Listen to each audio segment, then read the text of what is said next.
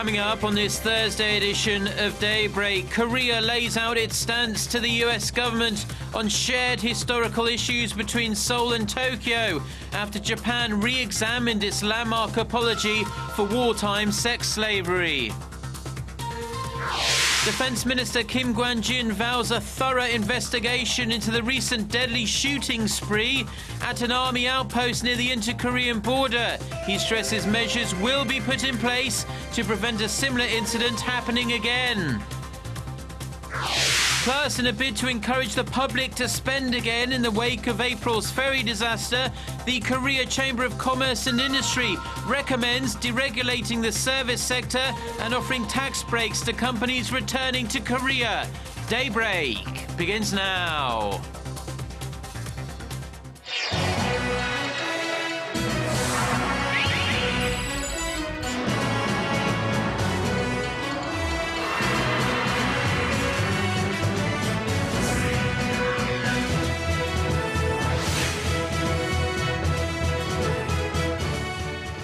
Hello and thanks for joining us. To our viewers around the world, it's 6 a.m. on Thursday, June 26th here in Seoul. I'm Mark Broom and you are tuned in to Daybreak.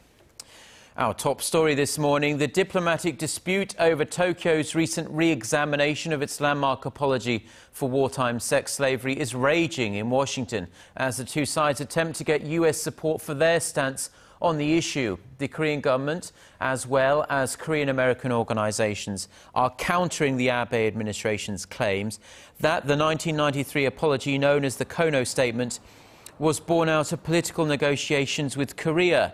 South Korean Vice Foreign Minister Tae-yong has expressed Seoul's deep concerns over the matter during his meetings with top US officials this week in the US capital.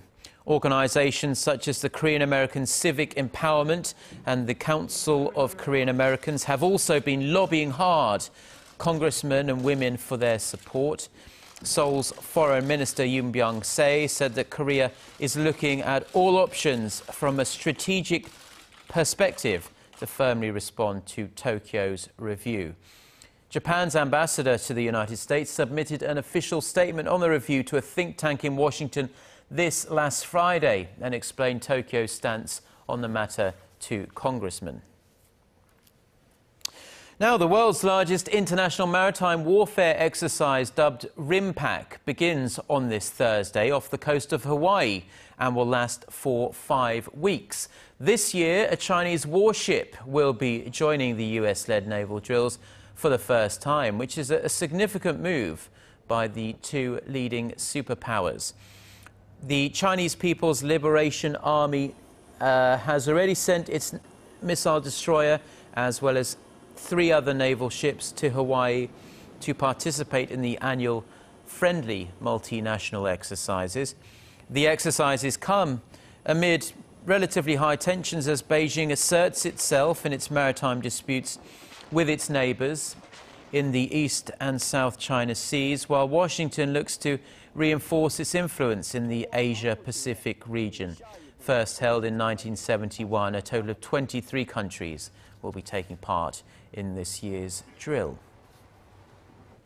Now, back here in Korea, and there's still really more questions than answers about what exactly led a 22-year-old conscript soldier to open fire on his fellow soldiers, killing 5 of them and injuring 7 others. This just last weekend. But Defense Minister Kim Kwon-jin did his best to share the latest findings with lawmakers at the National Assembly on Wednesday. Our Ji Myung-gil has this report.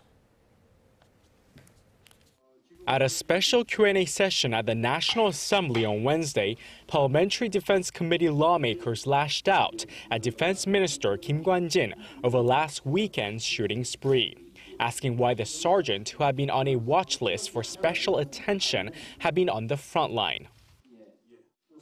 I don't understand why the military deployed soldiers needing special attention to frontline units. The suspect had been receiving routine personality checkups since he entered the Army. He passed the evaluation test last November, and that is why the military deployed him to the outpost. We are trying to find if there were any procedural problems. The sergeant was scheduled to be discharged on September 16th, pointing to two other shooting spree cases in 2005 and 2011. Lawmakers asked about preventing recurrences. What kind of measures have you been implementing so far after the previous shooting spree cases? We have been making investments to upgrade the military culture within the Korean Army. We also have an inspection team from the Defense Ministry that routinely monitors and audits the Army units. The conscript soldier was taken into custody Monday after trying to kill himself. After undergoing surgery for the self-inflicted gunshot wound, he is now in stable condition. A note written by the Army sergeant before his attempted suicide didn't provide an explanation for why he went on the shooting rampage that killed 5 of his colleagues. The Defense Ministry has set up an investigative team of 48 military officers to determine the motive for the attack. The team is currently gathering statements from Im's colleagues and victims' families amid speculation that bullying may have played a factor. Kim Young-gil, Arirang News. Now, there's little doubt among political circles and pundits here in Korea that the resignation of Prime Minister nominee, the most recent one, Moon Chang-guk, early this week, has dealt a huge blow to President Park Geun-hye, with 2 of her recent picks stepping down even before their confirmation hearings. The president's envisioned reform drive is in complete disarray. Our Chae-sun reports. The withdrawal of President Park's second prime minister nominee in the past month has put the brakes on the president's reform drive brought on by April's ferry disaster. It's been 2 months since Prime Minister Chung Hong-hwan tendered his resignation for the government's lax response to the ferry accident, and the search for his successor has gone back to square one. There's a lineup of cabinet minister nominees awaiting confirmation hearings, and the details of a government restructuring plan remain in limbo. The back-to-back personnel appointment failures could come at a heavy price for the president and the ruling party ahead of next month's by-elections. There's mounting criticism within both the ruling and opposition parties over the presidential office's personnel verification system, and the opposition is demanding the presidential chief of staff take responsibility. This means lawmakers are likely to go over the president's nominees for 8 cabinet positions and the chief of the state intelligence agency with a fine-tooth comb at their confirmation hearings next month. Some of them have already come under fire, including the nominee to head the National Intelligence Service, Lee Byung-se, who's been implicated in illegal political funding activities in the past. Education Minister nominee Kim Myung-soo stands accused of plagiarizing students' thesis papers. Although the 9 nominees don't require parliamentary confirmation to be appointed by the president, what is said at their hearings could have an effect on the president and the ruling party. While there's speculation that President Park is likely to select a politician as her next prime minister, opposition co-leader An Cheol-soo has suggested the president consult with political parties before announcing her pick. Chae-sun, Arirang News. Staying with domestic politics, and President Park met with the ruling party's floor leadership at the presidential office on Wednesday to exchange views on a range of parliamentary issues. Her spokesperson, Min Kyung-wook, says the president met with Saenuri Party floor leader Lee Wang-gu and his deputy Kim Jae-won. We don't know exactly what they said, but it's likely President Park wanted to listen to what the Saenuri Party thinks about the current administrative vacuum from the president's failed personnel appointments and growing public mistrust towards the ruling party. It's also probable the president asked for the ruling party's cooperation at the upcoming confirmation hearings for her cabinet minister nominees and the nominee to head the state intelligence agency.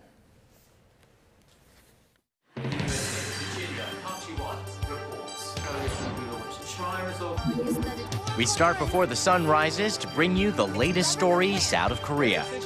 We also lead the way with important global coverage.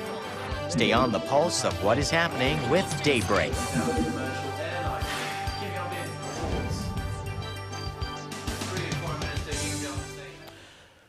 More than 70 high school students who survived the Seoul ferry disaster returned to their school in Ansan, south of Seoul on Wednesday, 71 days after the awful tragedy. Most of the second-year students have been attending group psychotherapy at a training center in Gyeonggi-do province. The students wore yellow bracelets with a message reading, "Remember 0416, the day of the sinking." Giving a speech on Wednesday, a student representing the survivors said all they wanted was to go back to their lives and for people to treat them as they would any other 18-year-old. A parent asked the Korean people to never forget the ferry sinking. Now, although consumer sentiment is seeing slight improvements, domestic consumption in Korea remains sluggish following the ferry disaster. It's against this backdrop that the Korea Chamber of Commerce and Industry released a report suggesting new ways to breathe life into the economy. Our Kim Ji-yeon tells us more. The Korea Chamber of Commerce and Industry made suggestions for improving business climates in Korea to keep investment and jobs in the country. In its report released on Wednesday, the chamber said excessive regulations prompted many Korean businessmen to build factories abroad. Last year, overseas investment by Korean companies accounted for more than 27% of the investment at home, triple the amount 9 years ago. The chamber suggested the government should introduce new regulations gradually to give local businessmen time to adapt to changes, such as extending the retirement age, expanding maternal leave, and reducing working hours. It also calls for tax breaks and other incentives for companies relocating factories to Korea from overseas, saying the U.S., Germany, and Japan all offer such sweeteners. The chamber said deregulation was necessary in the service sector, including tourism and the medical industry. To attract some of the 100 million Chinese who travel overseas every year to Korea, it said the government must simplify the visa process and take steps to expand accommodations and pool of service professionals. It also urged the government to allow hospitals to set up for-profit subsidiaries to accommodate the need for medical tourists. The number of medical tourists visiting Korea is around 1/10 the amount that go to Thailand. Kim Ji-yeon, Arirang News. Korea's household debt problem has reached a critical level. An official with the Korea Development Institute said on Wednesday that Korea's debt-to-income ratio was fairly high compared to that of major OECD nations and that the growth in debt had outpaced the growth in income. The official added that the amount of household debt has reached a point now at which it could have a negative effect on potential growth and spending.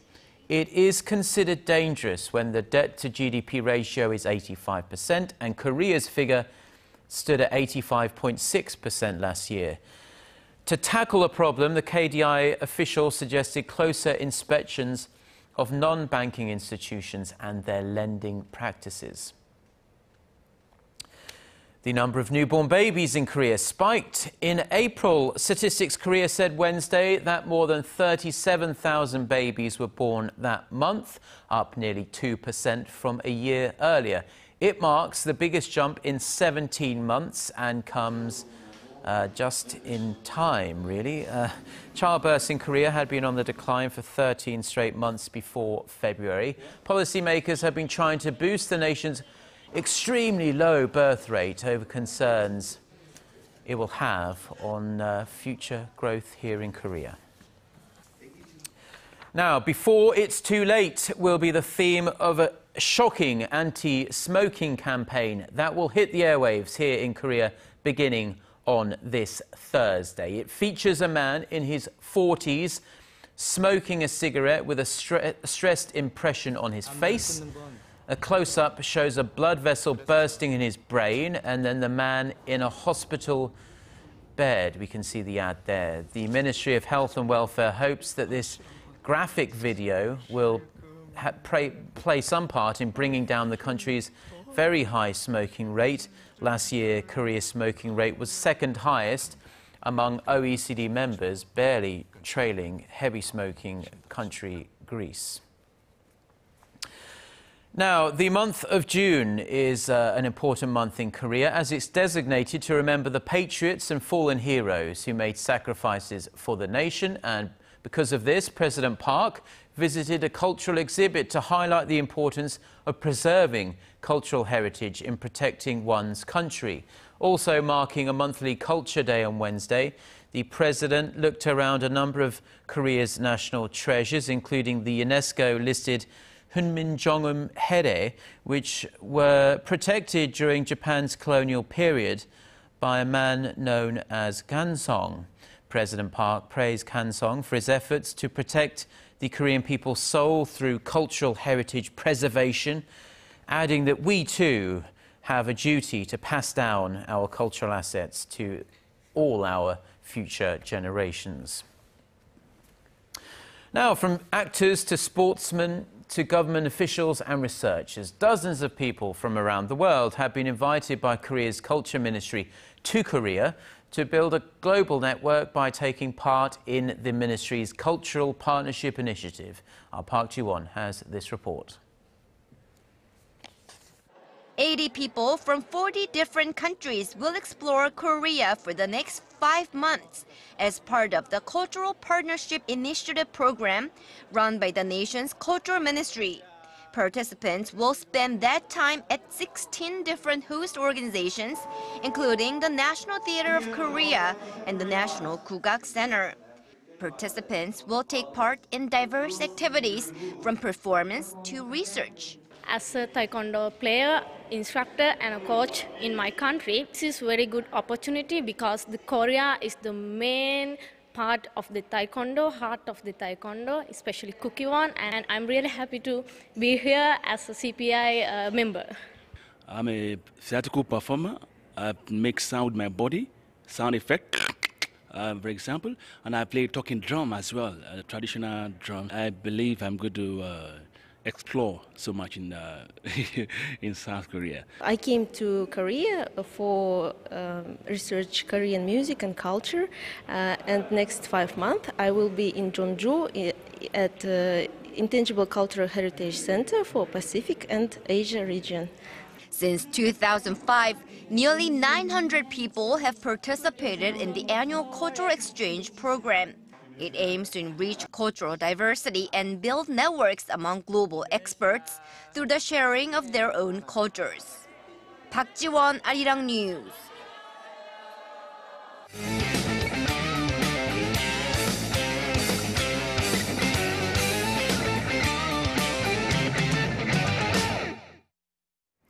And a good Thursday morning to you all as we continue on with our 2014 Brazil World Cup coverage. Now, 4 matches took place earlier today, including Nigeria, who hope to advance to the next round after facing off against Argentina. Let's take a look at the highlights. Now, it didn't take long for the first goal to be scored as the great Leo Messi scores in just the 3rd minute of the match. But less than a minute later, Ahmed Faraz Musa answers back with an equalizer, and it's 1-1. Now, both players would score again later in the match, but it's Rojo in the 50th minute who gives Argentina the 3-2 lead and the win. But Nigeria still advances to the next round. Next up, Bosnia-Herzegovina taking on Iran. Now, people thought this was going to be a boring match, but this match full of goals, including Edin Dzeko, who scored in the 23rd minute as Bosnia-Herzegovina easily took this match 3-1, your final score. Meanwhile, in Group B, still in the second half of the match, France and Ecuador tied 0-0 and Switzerland up 2-0 over Honduras. And now, of course, tomorrow, Korea will be facing off against Belgium in their final group stage match, hoping to win big in order to advance to the next round. So how does the Belgian team look? Let's take a look at their strengths and weaknesses. Now, of course, taking a look here, Belgium is a very well-rounded team. Now, they score well from the right side with Eden Hazard leading the way, and they score well with set pieces, something, once again, Korea has a hard time defending against. And their defense is great as they didn't give up a single match where they gave up more than a goal during the World Cup qualification matches, so definitely a strong team here. But taking a look at their weaknesses, though, they're terrible at defending the wings. In fact, out of the 32 nations, they give up the most goals to wingers, and at the same time, they tend to lose focus on the defense late in the match. And most of the goals they do give up tend to be at the final 15 minutes, and they also have a hard time scoring late as well. And now finishing things off, Luis Suarez has gotten himself in trouble again after biting Giorgio Chiellini during Uruguay's 1-0 win yesterday, and now he might be facing another suspension, this time much longer. Now, FIFA has requested that all the evidence of the incident be sent in as soon as possible, and according to several reports, Suarez can get up to 2 years of suspension if found guilty. Of course, this isn't the first time that he's bitten an opponent. In fact, it's his third time. His last incident coming in over a year ago when he bit Branislav Ivanovic in the arm and was suspended 10 matches. And that's going to wrap it up for me. This has been SJ. Have a great rest of the day and see you guys again for your sports needs.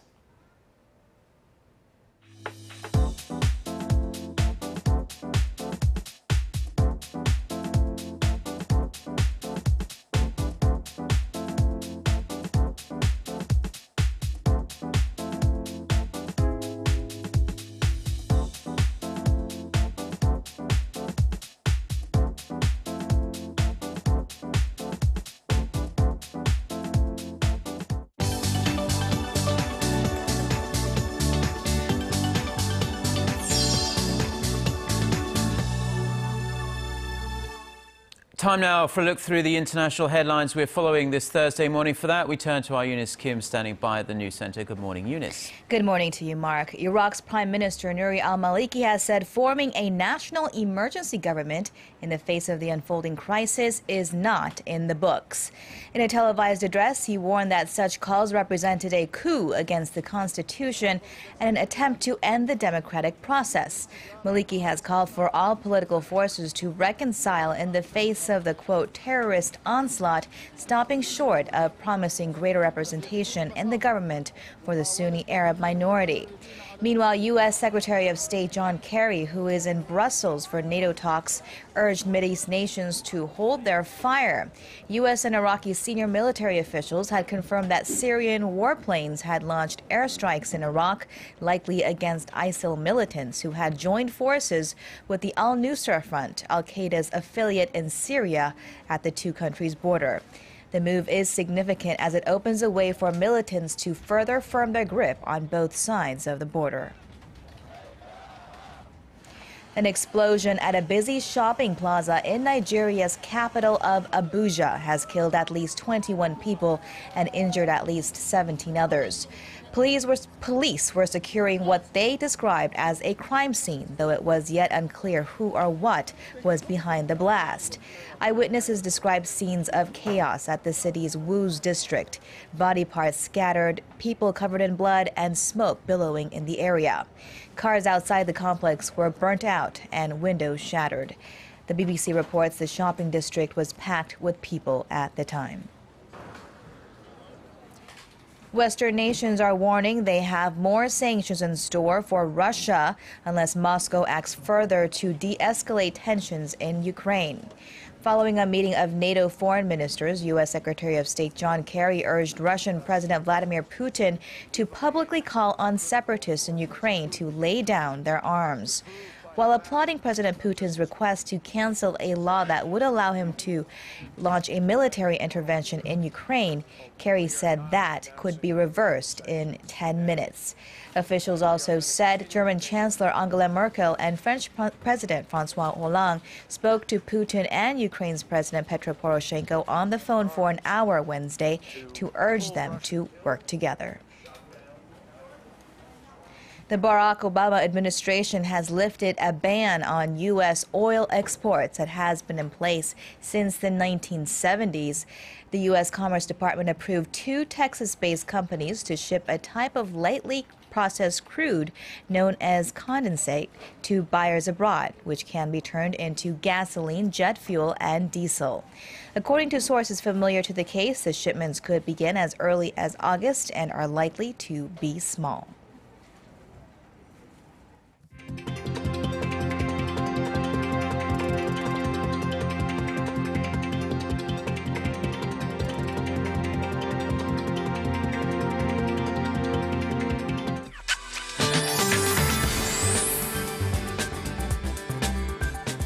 Good morning. I'm Lee Ji-hyun with your weather update.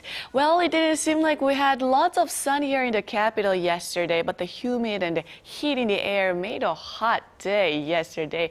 And for today, except Jeju, most of the regions can expect to have a similar weather pattern as yesterday. And monsoonal front will travel northward and Jeju will be affected by the front. So people in Jeju can expect to see 5 to 30 millimeters of monsoon rain from this afternoon into tomorrow morning. With that, here are the readings for today. The morning low here in the Seoul is starting out at 19, then the high in the capital and Gwangju will rise to 29, while Daegu will soar to 32 and Busan should make it to 25 this afternoon.